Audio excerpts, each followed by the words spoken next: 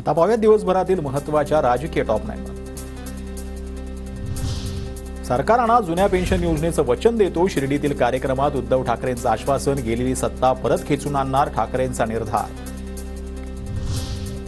जुन्या पेन्शन इतकीच पेन्शन नव्या पेन्शन योजनेत मिळणार. यूपीएस योजना आम्ही स्वीकारली आहे. शालेय शिक्षण मंत्री दीपक केसरकरांचा दावा. शिष्टमंडळानं मुख्यमंत्र्यांना भेटण्यासाठी यावं, केसरकरांचं आवाहन. दरम्यान केसरकरांच्या भाषणावेळी कर्मचाऱ्यांची घोषणाबाजी. आमचं सरकार आल्यावर पहिल्याच कॅबिनेटमध्ये जुनी पेन्शन योजना लागू करून नाना पटोलेंचं आश्वासन. हिमाचलमध्ये जुनी पेन्शन योजना लागू केल्याचाही दाखला.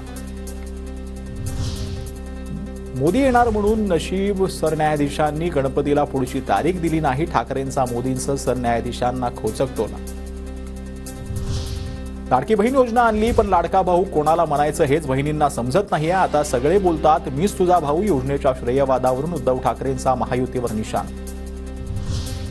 उद्धव ठाकरेंनी आधी आपले भाऊ का दुरावले याचं आत्मपरीक्षण करावं. भावाबाबत ठाकरेंनी बोलू नये. ठाकरे परिवाराचं काय झालं हे महाराष्ट्रानं पाहिलंय. प्रवीण दरेकरांचा उद्धव ठाकरेंवरती निशाणा.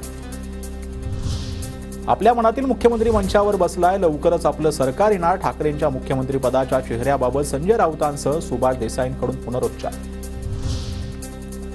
उद्धव ठाकरे यांना बजेट कळत नाही. ते मुख्यमंत्री काय होणार. नारायण राणे यांचा उद्धव ठाकरे यांच्यावर हल्लाबोल. तर 2.5 वर्ष मुख्यमंत्री राहून काहीही न करता फुकट मानधन घेतल्याचीही केली टीका.